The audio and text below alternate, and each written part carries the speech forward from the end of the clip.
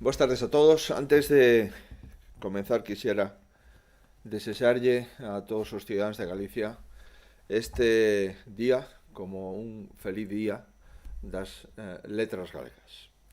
Queda pendente, así o ven indicando tamén a Real Academia, unha mellor celebración deste día, unha celebración como se merece, que estou convencido vamos a facer, porque é necesario honrar a Ricardo Carballo Calero e recordar todo o que nos une os galegos, que non é outra cousa que a lingua. A lingua galega efectivamente foi quen de superar todas as vicisitudes de todos estes séculos que estamos existindo como pobo. A lingua galega foi capaz de resolver longas noites de pedra, foi capaz de resolver períodos escuros da nosa historia. Tamén estou convencido que foi capaz porque é probablemente o elemento que máis nos une e que máis nos identifica no concerto de todos os povos do mundo. E estou seguro que tamén seremos capaces de superar esta pandemia e estou seguro que vamos a sair máis unidos e máis fortes, orgullosos do que somos, orgullosos de este pobo, o pobo de Galicia, do mesmo xeito que este pobo, o pobo de Galicia, é orgulloso da nosa lingua e das nosas letras. Quixera decirlles que acabamos de finalizar a 10ª conferencia de presidentes autonómicos a través de videoconferencia e antes de darlle o contido da reunión que acabamos de manter, é obrigado concretar cal é a situación da pandemia nos hospitais, nas UCIs e, en xeral, na saúde pública de Galicia. Hoxe hai 94 persoas hospitalizadas nos hospitais de Galicia, un 7,8% menos que fai 24 horas, 18 pacientes permanecen nas unidades de cuidados intensivos, un 5,26% menos que fai 4 horas e 1087 pacientes ou 1087 ciudadanos siguen atendidos nos seus domicilios, un 21% menos que nas últimas 24-48 horas. O número de falecidos ascende a 606. Ese é o dato demoledor e o dato que nos obriga a manter viva na nosa memoria, nun recordo permanente, a todas as persoas que faleceron e tamén axudar en todo o que poidamos as súas familias. Os datos, por tanto, siguen reflectindo unha tendencia mellor que entre todos debemos de consolidar nas próximas semanas, que é unha obriga de todos os que se dedican de unha forma extraordinaria a cuidar tanto na sanidade como nos servicios sociais, que é unha obriga de todos os ciudadanos de Galicia. Hoxe, efectivamente, estamos mellor que hai unha semana, estamos mellor que nos días de pico, por suposto. Hoxe, pois, seguimos estando mellor que onte e eu espero que nas próximas semanas sigamos estando mellor que hoxe ou que días anteriores. Hoxe hai 86 hospitalizados menos que na última vez que comparecín aquí, fai 7 días para dar conta da conferencia de presidentes. Hai 7 persoas menos en UCI que a semana pasada e hai 1411 persoas menos que estaban superando a infección nos seus domicilios. Estamos, por tanto, nunha situación máis tranquila, máis sosegada dentro de esta situación na que estamos a vivir e é necesario volver a insistir. O que nos levou ata aquí foi a responsabilidade, a distancia física, a higiene continuada de mans e o uso de mascarilla cando non se pode manter esa distancia física. Esa é a vacina única que existe no mundo. E por eso sigamos utilizando a vacina da distancia física, da higiene continuada de mans e tamén do uso de mascarilla en lugares onde non é posible esa distancia física de 2 metros. A implicación, por tanto, sigue sendo imprescindible. E esa implicación é imprescindible para proseguir a necesidade de abrir a actividade económica en Galicia, porque a actividade económica en Galicia é o fundamento clave para volver outra vez a ter unha situación social, familiar e laboral mellor da que lamentablemente estamos tendo. É imprescindible a aplicación, en primeiro lugar, de todos os cidadáns. Insisto, distancia física de 2 metros, higiene continuada de mans e mascarilla onde non é posible a distancia física. É imprescindible a implicación de todas as comunidades autónomas.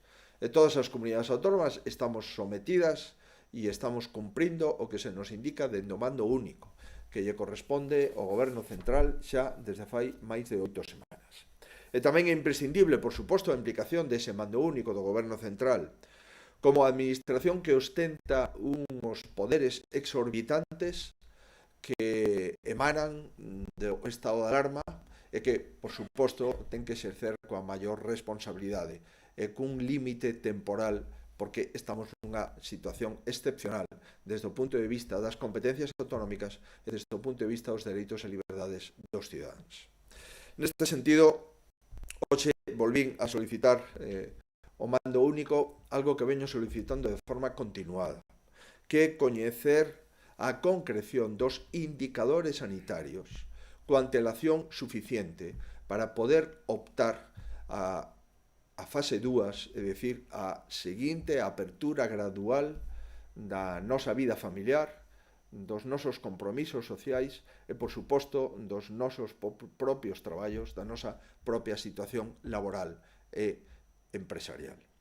Comparto co mando único, sin dúbida, que a reapertura é complexa, sin dúbida, que non é sinxela, por suposto, pero tamén reitero e reiterarei sempre que canto antes coñezamos os indicadores para seguir avanzando na actividade social e económica, antes poderemos estar preparados para realizar esta inevitable apertura económica e social, porque non podemos vivir nunha burbulla de forma indeterminada meses e meses e meses, porque simplemente eso non ten maior utilidade unha vez que xa estamos a piques de conter o número de contagios ou polo menos de disminuir ostensiblemente o número de contagios que tiñamos en semanas anteriores. É preciso, pois, saber os indicadores e é preciso porque o próximo luns, é dicir, mañá, a lo máis tarde, pasado martes, temos que presentar a nosa candidatura para superar a fase 1 e adentrarnos na fase 2 do que o mando único ven a chamar desescalada. É imprescindible, pois, coñecer esos indicadores, insisto, para as comunidades autónomas, para as empresas que teñen que adaptarse, para os traballadores, para os autónomos que teñen que saber exactamente que van a facer de hoxe en 8 días, cando coñezamos xa que comunidades autónomas pasan a fase 2. E engado que tamén para que non haxa dúbidas é importante coñecelo con información suficiente, porque só tendo información podemos prepararnos para cumprir. E por iso o mando único sempre tivo a comprensión da Xunta de Galicia e a vai a seguir tendo, pero esa comprensión sería máis doada, máis intensa, se houbera unha maior axilidade e unha maior claridade para que podamos explicarlle aos galegos que teñen que facer para poder trasladar ao servizo sanitario público que é o que teñen que cumprir e así sucesivamente as empresas, os traballadores, as familias, os cidadáns.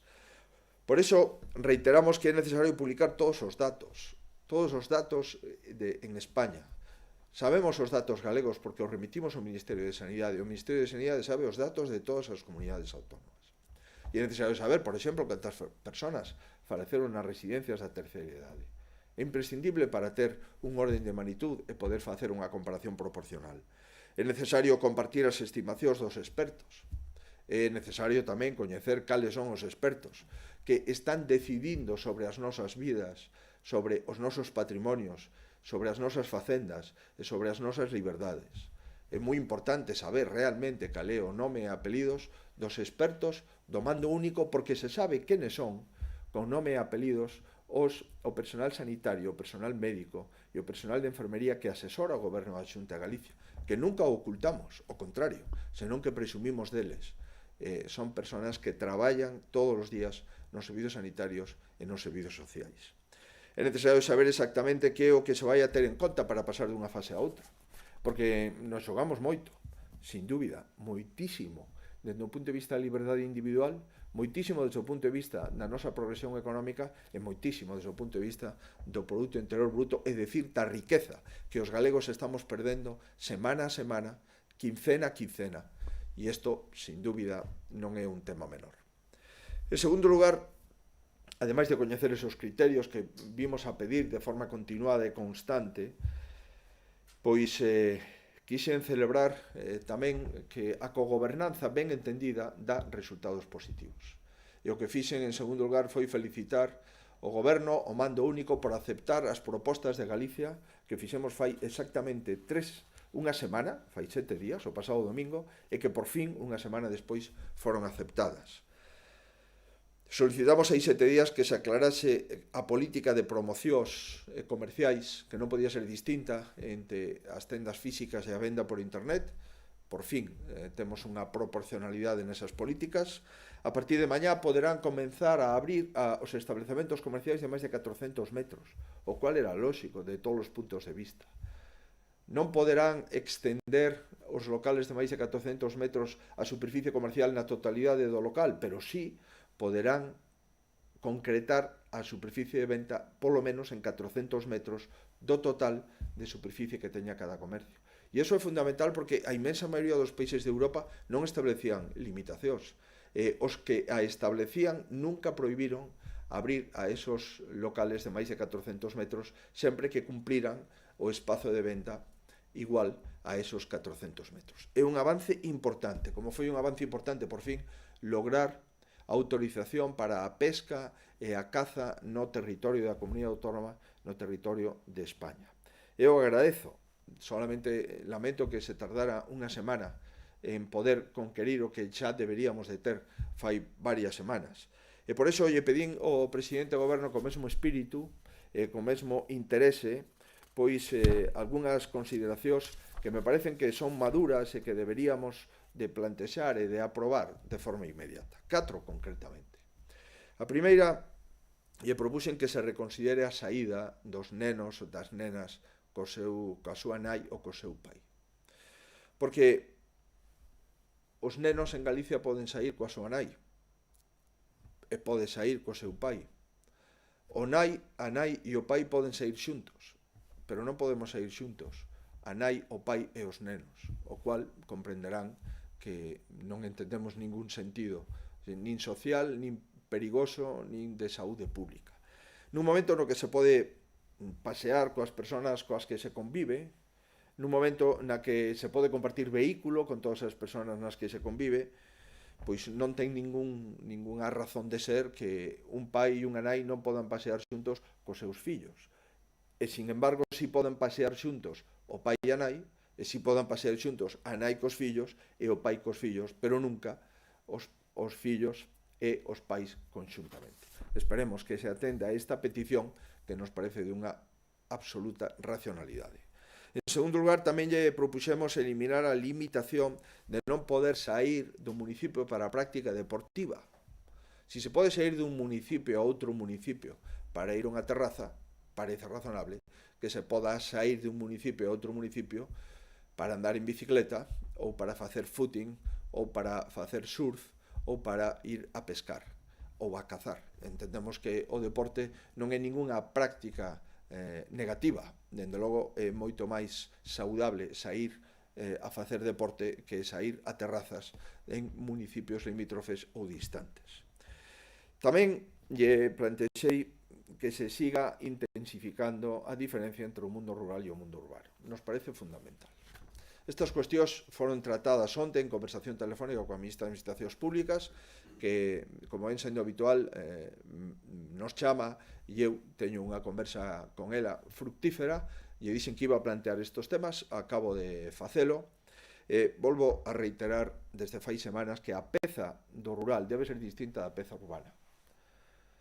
Defendemos que se amplíe as posibilidades e as liberdades dos concellos e dos lugares de menos de 5.000 habitantes a concellos e lugares de menos de 10.000 habitantes. Nos parece que eso non ten ningún problema, non ten ninguna contraindicación sanitaria. E non pode ser que un concello de 10.000 habitantes, unha vila de 10.000 habitantes, teña o mesmo requisito de franxa horaria que ten o centro de Madrid ou o centro de Barcelona.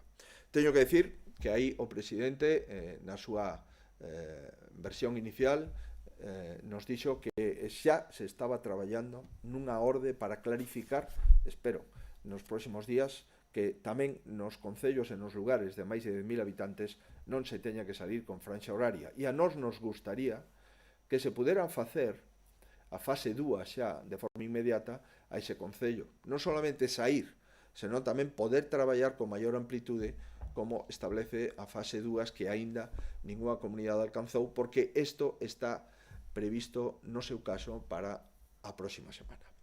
E en cuarto lugar, trasladeille que nos hubiera gustado un maior compromiso de coordinación na educación e nos servizos sociais. Cústame entender por que o mando único establece e regula con minuciosidade, na miña opinión, en moitos casos excesiva, determinadas cuestións e, sin embargo, non quiso regular cun mínimo común denominador as cuestións educativas. Non ten moito sentido que non haxa ningún criterio, polo menos unha base común denominador nos temas educativos, e que haxa 17 criterios nos servicios educativos. Eso vai a impactar no fracaso escolar, eso vai a impactar na igualdade dos alumnos ante comunidades autónomas que utilizan un criterio e outras que utilizan outro, de igual xeito que non hai criterio para as escolas infantís, para as garderías infantís e para a primaria de 0 a 6 anos. E nos parece que nun estado de alarma onde o mando único concreta todo, incluso, como decía, non poder entrar nunha tenda de 400 metros ou non poder facer deporte de un concello a outro concello, sin embargo, nos temas educativos e nos temas de servicios sociais, o goberno e o mando único non quere concretar cales son os criterios comúnmente admitidos. Sin dúbida, nós, se o goberno sigue sin coordinar e concretar eso, o concretaremos de forma inmediata, pero lamentamos, insisto, que isto non forme parte de cuestións ordinarias, importantes, que debemos de coordinar os presidentes autonómicos e o mando único. A terceira cuestión das 4 plantexadas se refire á renta mínima vital. Sin dúbida, hai xente moitísima, lamentablemente, que perdeu o seu traballo. Hai xente moitísima que o vai a perder. E é necesario establecer un mecanismo de renda mínima mentras non volvan a recuperar o seu traballo perdido como consecuencia da pandemia. Fai uns días recibimos unha carta por parte do Goberno Central onde nos pedía que lle notificáramos os 10.000 perceptores da Renta de Integración Social de Galicia e tamén que lle comunicáramos a esos receptores que solicitasen a renda mínima que vai a poñer en marcha, parece ser, o Goberno Central. Evidente que lle trasladamos unha certa incertidume de estas instruccións, toda vez, primeiro, que é necesaria a autorización das persoas que cobran a renda mínima para poder notificar os seus datos personais a outra administración pública. E segundo, que é moi difícil decirlle a estas persoas que renuncien ao RISGA e que soliciten unha renda mínima que descoñecen cal é a súa cantía, cales son as súas condicións e cal é a súa duración. E por eso, e trasladei ao presidente, que é necesario coñecer cal é a proposta do Goberno Central en relación coa renda mínima, que coñezamos cal é o texto do Real Decreto Lei que o Goberno quere aprobar, non sabemos se nas próximas semanas ou nos próximos meses. E tamén nos parece importante que, dado que as competencias das rendas de integración social son das comunidades autónomas, que esa renda mínima vital se faga en coordinación coas comunidades autónomas. E que teña unha relación coa inserción laboral, porque o que quere a xente non é caridade, o que quere a xente é traballo. E canto máis relación teña esa renda mínima vital co traballo, mellor para as persoas que a perciban, mellor para a economía e mellor tamén para a percepción correcta de esa renda mínima vital na que nós estamos de acordo sempre cando se faga unida a renda que que coordinan as comunidades autónomas e a unha renda que teña unha relación cun itinerario laboral. E por último, recordelle ao presidente que as comunidades autónomas seguimos sin coñecer cales son os aspectos básicos fundamentais de esos 16.000 millóns de euros que xa fai 15 días se nos trasladou e que aínda non coñecemos os criterios de reparto e moito menos as cuantías. Recordei, igual que outros presidentes, a necesidade de que deixen sin efecto a confiscación de toda a nosa capacidade de formación continuada, de 100 millóns de euros que nos retiraron do noso presuposto da Consellería de Economía, Industria e Emprego. O Goberno e o Presidente manifestou que o Fondo Europeo contra o Desemprego está dotado de 100.000 millóns de euros e que o Goberno Central solicitará participar nese Fondo Europeo para financiar os ERTES, o cual ten todo o sentido, pero todo o sentido ten, dado que vai a ter fondos europeos para financiar os ERTES, que o diñeiro das comunidades autónomas para a formación continuada dos traballadores volva a ser reposto nos presupostos das comunidades autónomas. No caso de Galicia, nada máis e nada menos que 100 millóns de euros. Como decía, intentei trasladar ao presidente a necesidade de coñecer cales son os criterios de reparto dos 16.000 millóns e que diñeiro nos corresponde a cada comunidade autónoma neste mes de maio, porque se non o notifican en maio, con independencia de que os ingresos se produzan en meses posteriores, digo, se non o notifican en maio vamos a ter moitísimas dificultades para poder executalo. E se non executamos o diñeiro que teóricamente nos vai a vir, non terá ninguna utilidade para a reactivación económica e social que precisamos. Finalmente, transmitille que entendo que esa cantidade dos 16.000 millóns de euros se ampliará. E se ampliará porque o presidente nos trasladou que neste momento xa están disponibles a partir do 1 de xuño 540.000 millóns de euros no ámbito da Unión Europea a través de distintos mecanismos, 540.000 millóns de euros, dos cuales 250.000 só se poden dedicar a gasto sanitario. É evidente que o gasto sanitario se produxo nas comunidades autónomas. Salvo o Hospital de Ceuta e o Hospital de Melilla e os centros de saúde de Ceuta e de Melilla, todo o resto do gasto sanitario se produxo nas comunidades autónomas. E, en consecuencia, se hai 250.000 millóns de euros en Europa para a sanidade, o lóxico é que dentro dos que veñen a España se adiquen ás comunidades autónomas. En definitiva, estos son os asuntos que falamos. Hai que conseguir ese equilibrio entre a saúde o primeiro e despois tamén a dignidade social e económica do país.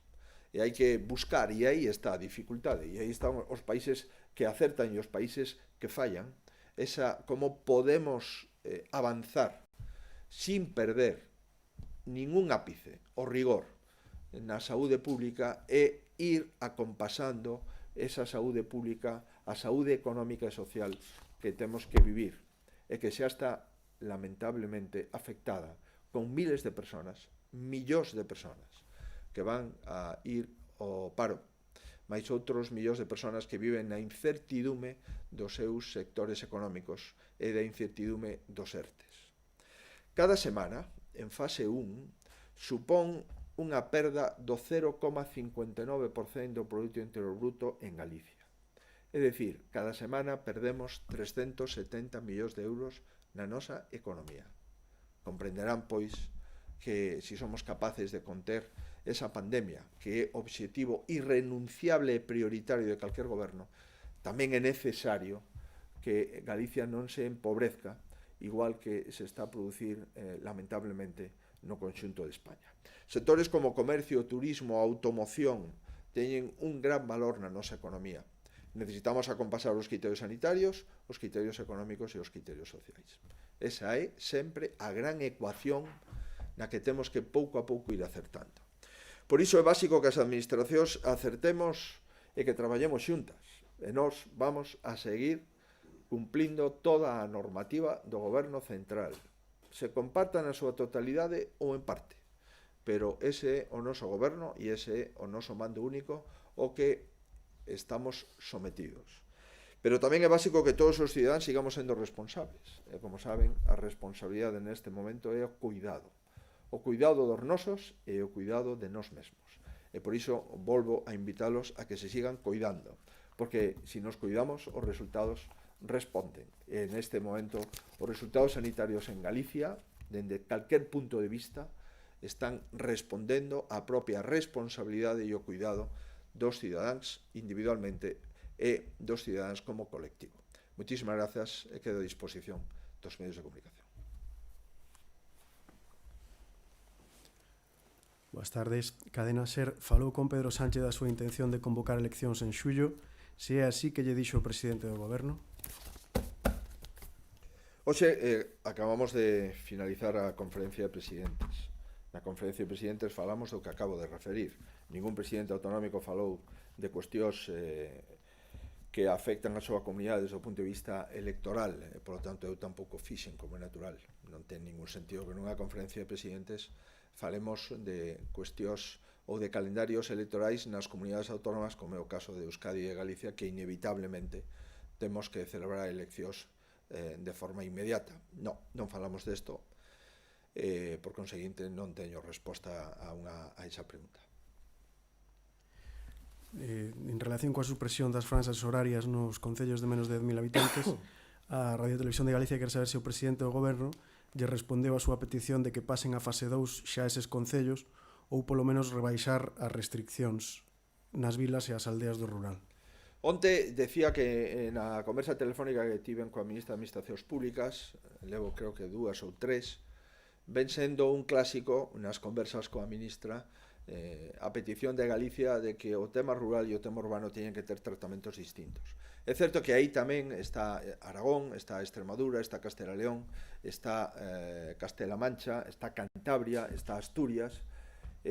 Onte avanzamos máis. Onte a ministra me dixo que ela creía que neste momento o goberno xa estaba en disposición de aceptar esta proposta.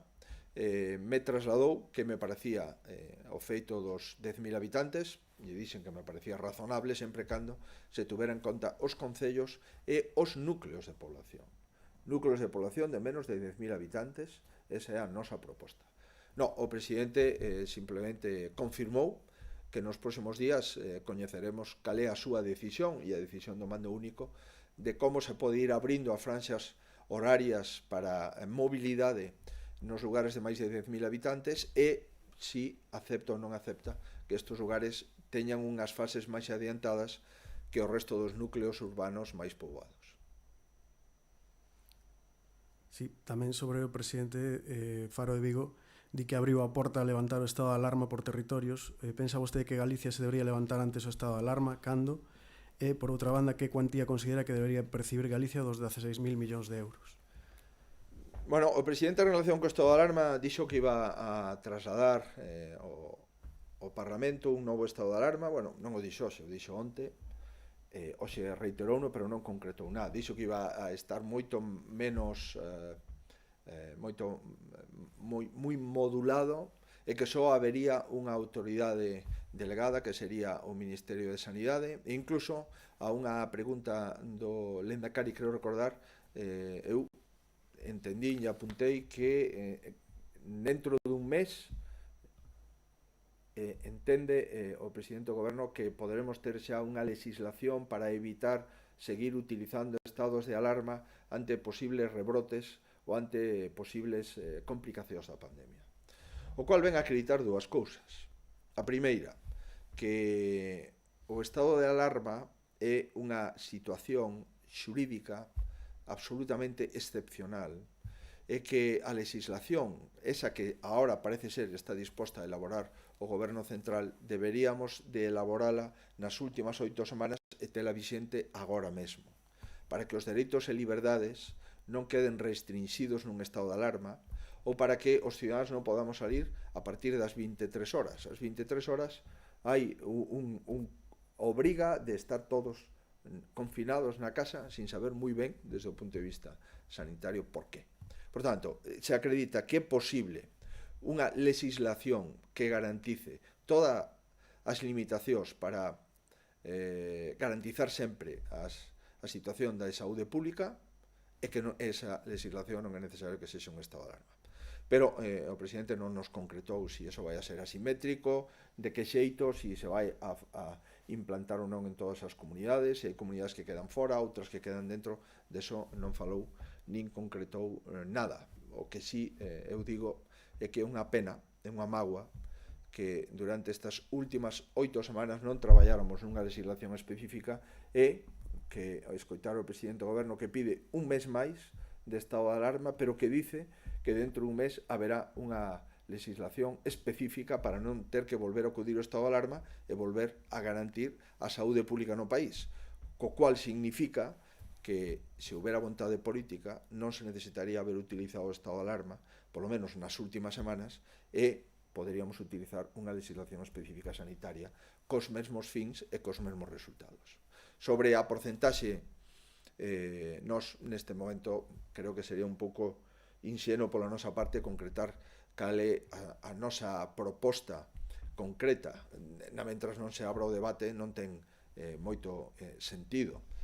O que si digo é que o grosso dos 16.000 millóns, que son 10.000 para a sanidade, o lóxico era que se utilizase para o total dos 16.000 millóns o actual sistema de financiamento, que non se improvisase outro, a carta.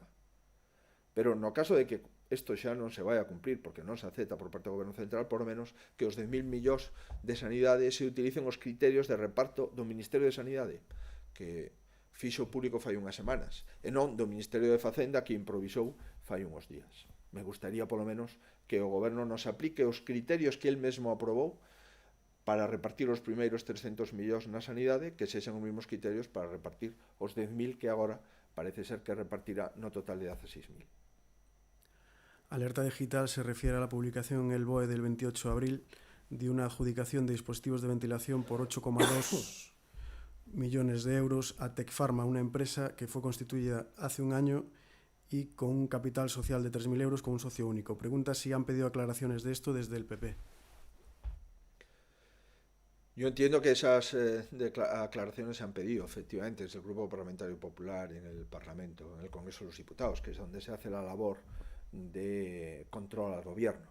Por lo que he visto y lo que he leído, hay una serie de compras, de adquisiciones por un importe aproximado a 300 millones de euros sobre los que hay dudas de las empresas y de las casas y de los NIF, de los proveedores, que, dado que es un importe tan grande y que además ha habido compra de material defectuoso que ha supuesto la necesidad de tener que hacer test a miles de profesionales que los utilizaron, me refiero a las mascarillas, lo lógico es que haya una respuesta del gobierno y que conozcamos exactamente qué es lo que se compra y a quién se compra y por qué precio.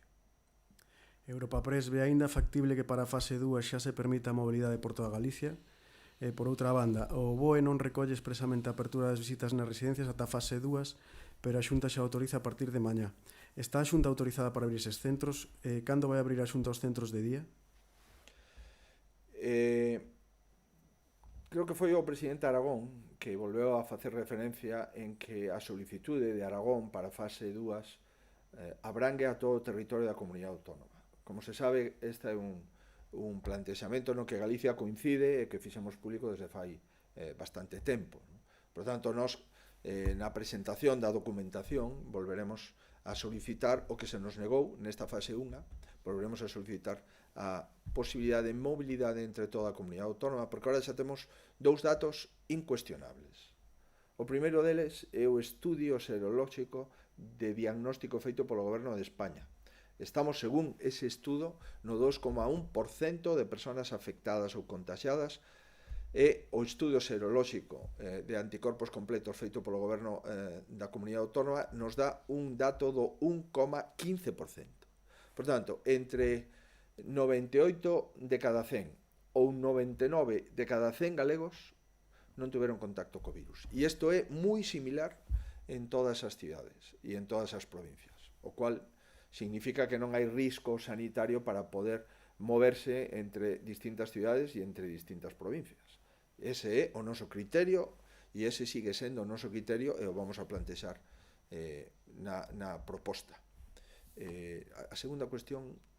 Apertura de residencias. Apertura de residencias, efectivamente. O pasado sábado coñecimos no BOE a posibilidade de abrir centros de día, pero sin que hubiera sido comentado. Centros de día para maiores. É dicir, significa que podemos levar os centros de día os maiores, sacalos das súas casas, leválos ao centro de día, que convivan xuntos, e despois volver a retirarlos e que volvan ás súas casas pola noite para pernoctar, e así sucesivamente todos os días. Nos sorprendeu. E nós non, por responsabilidade, non o fixemos. Onte, coñecimos xa que xa modulou esa decisión ao goberno e agora dice que é optativo. Bueno, pois nós estamos de acordo en que sexa optativo. O Comité Clínico do Servicio Galego de Saúde está estudando con prudencia que podemos facer cos centros de día para cumprir un protocolo estricto, porque, na nosa opinión, é tanto ou máis arriscado mobilizar maiores dende as súas casas aos centros de día e dos centros de día ás súas casas que permitir unha visita por semana a un dos residentes de unha residencia que teña máis de, nos últimos 15 días, positivo, é dicir, que non teña ningún positivo na súa residencia nos últimos 15 días. En todo caso, onte tamén nos encontramos que o goberno regula o tema das residencias e que considera que isto solamente se pode facer as visitas na fase 2. Isto é o que chamamos improvisación e confusión, porque ata agora non estaba regulado de forma explícita e agora sí está regulado a partir da fase 2 e nos enteramos porque a fase 2 se aplica a Isla de Graciosa, Formentera, etc. Entendemos que isto non é a forma de traballar, pero en fin, esta é a decisión do mando único. Por lo tanto, que vamos a facer esta semana? Esta semana notificamos a todas as residencias os protocolos para abrir. As residencias teñen que ter unha autorización e acreditación de que levan máis de 15 días sin ningún positivo, por lo tanto, unha residencia limpa. E vamos a utilizar estes días para que o próximo luns, de acordo co Boletín Oficial do Estado, podamos abrir esas residencias, cumplindo o Boletín Oficial do Estado. En todo caso, nas reunións bilaterais co Ministerio de Sanidade vamos a intentar esta semana si esta resolución do Goberno da Xunta de Galicia se acepta, porque é unha resolución meditada, é unha resolución moi estricta que establece 15 días de período mínimo, que é moi gradual, con distintas etapas. Si nos deixan, poderíamos abrilo a mediados desta semana. E se non nos deixan, pois teríamos que esperar ata o luns 25. Por tanto, comunicaremos ás residencias cal é a postura definitiva do Goberno Central toda vez que onte modificou o seu posicionamento inicial. La Voz de Galicia valora o Comité de Expertos que asesora aos Sergas o uso obligatorio e xeneralizado das mascarillas na rúa en Galicia? Bueno, ese é un debate que levamos feito e plantexado, tamén recordarán nas roldas de prensa durante moito tempo. Fai semanas que Galicia ven pedindo un único protocolo de mascarillas, de máscaras, en España. Por qué? Porque os servicios de medicina preventiva, que entendo que beben nas mismas fontes científicas e sanitarias, dicen que a mascarilla é obrigatoria en lugares pechados, pero que non é obrigatoria en lugares públicos e hai distanciamento social. Distanciamento físico de 2 metros. Esa é a inmensa maioría dos servicios de medicina preventiva consultados. En Galicia hai consenso en relación a este asunto. Pero é certo que, dado que isto, como non se aclarou, hai moita xente que na rúa pois leva a máscara posta. Sería bo, polo menos, darlle un recordatorio a todos os españoles e a todos os galegos sobre a máscara.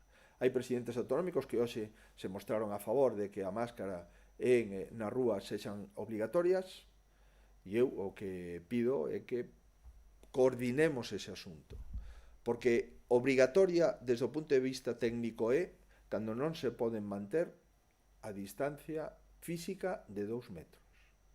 Cando se pode manter a distancia física de 2 metros non é obrigatoria, pero no futuro sería bo que isto se concretase en un protocolo comúnmente exixido para toda España, para que non haxa cidadáns que miran con temor aqueles que levan a máscara e outros que miran con sorpresa que outros si leven a máscara aínda que vayan paseando sós.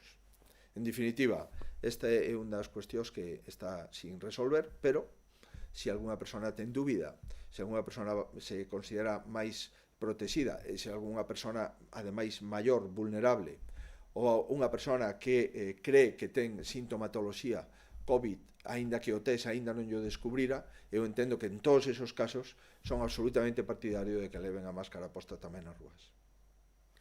Sí, sobre as residencias, el diario.es di que na guía do goberno non aparecen as visitas ata a fase 3 e pregunta por que di que é confuso.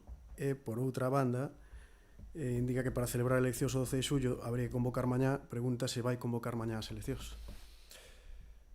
Nos non interpretamos, dende logo, que eso este na fase 3. Na guía do goberno, que, por certo, non foi publicada no Boletín Oficial do Estado, o cual acredita que estamos ante unha guía, cando menos, sorprendente, e que esa guía vai modificándose coas órdenes ministeriais que se publican de forma continuada. Nós non entendemos que eso este en fase 3. De feito, o que onte se publicou no Boletín Oficial do Estado claramente o sinala na fase 2. E nós pensábamos que ata que onte se publicou no Boletín Oficial do Estado a fase 2 e cales son as súas condicións, entendíamos que había unha posibilidade de abrir de forma excepcional unha visita por residente a aquelas que leven 15 días impositivos, toda vez que o Goberno Central si autorizou fai unha semana abrir os centros de día para maiores. Por tanto, o que autoriza o máis ten que autorizar o menos. É bastante máis discutible sanitariamente poder aperturar todos os centros de día para maiores que ir a visitar a un maior con unha enorme cautela e un día como máximo a semana, sempre que a residencia este libre de COVID nos últimos 15 días. Por tanto, entendimos que a quen utiliza o máis, que abrir os centros de día para maiores, queda automáticamente autorizando o menos, que é visitar o teu avó, a tua avoa ou os teus pais unha vez por semana nunha residencia libre de COVID. E, por lo tanto, nese contexto, aprobamos o protocolo e eu entendo que este protocolo se debería poder autorizar esta mesma semana. No caso de que non se nos deixe autorizar, o comunicaremos ás residencias de terceira idade e entendemos, si pasamos a fase 2, que isto quedaría autorizado automáticamente a partir do próximo lunes 25. Galicia Confidencial, vostede apoiou solidariamente en todo momento a aplicación do 155 en Cataluña, un mecanismo excepcional que estivo en vixencia máis de 7 meses. Pregunta por que se opón ao estado de alarma un mes máis e non tuvo problemas en apoiar o 155 durante 7 meses. E, por outra banda, respecto aos ERTES, pregunta a que se debe que a Xunta teña aínda máis de 1000 ERTES sen resolver. Home, comparar un pronunciamento político da Generalitat de Cataluña proclamando a independencia de Cataluña e a República Catalana cunha pandemia sanitaria non deixa de ser unha comparación cando menos heteroxénea. E en segundo lugar, en relación con a segunda pregunta, cal era? Perdón. A dos ERTES, 1000 ERTES da Xunta sen resolver. A Xunta resolve os ERTES nos prazos de 10 días que establece o Goberno Central. Sempre. E se hai algunha cuestión será menor ou testimonial. Pero, dende logo, nós resolvemos os ERTES nos prazos de 10 días que nos dá o Goberno Central. E, adicionalmente, esta é unha das poucas comunidades autónomas que está financiando os anticipos de nómina a todas as persoas en ERTE que levan sin cobrar un mes ou 2 meses. Por tanto, non solamente somos dilixentes resolvendo os ERTES nos prazos de 10 días, que é o que marca a legislación, senón que somos das poucas comunidades autónomas que, sin coste para o traballador, pode anticipar 750 euros cada mes durante 2 meses a través de un convenio feito pola Xunta de Galicia e as entidades financeiras, as que lle quero agradecer a súa colaboración e que avala a Xunta de Galicia no caso de impago. ABC, xa que o Goberno deixa a cuestión das escolas infantís en más das autonomías, cal é a postura da Xunta? É partidario de reabrilas cando se acceda á fase 2? Decía que este non é un tema menor, en primeiro lugar porque afecta os máis pequenos, en segundo lugar porque é certo que non hai unanimidade na Sociedade de Pediatría española, en terceiro lugar porque os pediatras maioritariamente en Galicia, polo menos o que nos refire no Comité Clínico, están a favor de que se podan abrir si os pais, as nais, consideran que queren levar os seus fillos, e polo tanto isto é un dos temas máis difíciles de resolver, considerando, ademais, que o Goberno Central non quere falar desto, nin quere concretar isto. Por tanto, insisto, aquí estamos falando, fíxese, do que estamos a falar. Estamos a falar se unha persona pode ir a pescar de un concello a outro, se unha persona pode traspasar facendo ciclismo o termo municipal. Estuvimos falando dende fai ben pouco se alguén podía vender os grelos de Ordes ou podía vender as patacas de Coristanco ou de Xinzo de Limia nun mercado municipal de abastos, ou polo menos un mercado ao aire libre. Todo isto estaba regulado polo goberno dunha forma estricta, e, sin embargo, as garderías non se regulan, a volta ás aulas non se regula, a volta a primaria, a secundaria e o bacharelato non se regula, a volta á formación profesional non se regula. Comprenderán que hai veces que o mando único non quere regular e outras veces o que quere é hiperregular. Bueno, en todo caso, nós asumiremos a nosa responsabilidade. O tema das escolas infantís, eu espero que esta semana teñamos un pronunciamento dos pediatras e despois o goberno, en base a ese pronunciamento, adopte decisións concretas. Estamos valorando se se pode abrir de 0 a 3 as garderías infantís, no caso de que a familia quera mandar aos seus bebés, aos seus fillos pequenos, ás escolas infantís. E iso é unha decisión que vamos a contrastar coa opinión definitiva da pediatría galega e tamén non oculto no contexto da Sociedade Española de Pediatría no seu conxunto. Sí, quedará pendente de antes, que se pasou de que mañá era o último día para convocar eleccións para o 12 de xullo, se iba a convocar eleccións mañá. Non quedou pendente, o que pasa que pensaba, porque intentei dicir dende o principio, que hoxe tivemos unha conferencia de presidentes, e que nesa conferencia de presidentes falamos de sanidade primeiro término e toda a secuencia que o impacto sanitario está mantendo no ámbito social e no ámbito económico do país. Non falamos de eleccións, pero sei cales son as miñas obrigas, coñezo cales son os tempos electorais, no momento en que adopte esa decisión, que será máis pronto que tarde, por suposto que convocarei os medios de comunicación para trasladar cale a decisión do presidente da Xunta de Galicia en relación coas eleccións. Por certo, durante a conferencia de presidentes, varios presidentes autonómicos de distintas ideoloxías mostraban o seu temor de rebrotes a partir do mes de setembro. Por tanto, quero decir que o tema dos brotes ou dos rebrotes pandémicos é unha preocupación compartida, con independencia das ideoloxías, por parte de calquer presidente autonómico responsable, que son os presidentes autonómicos deste Estado autonómico que se chama España. Moi ben, moitísimas grazas.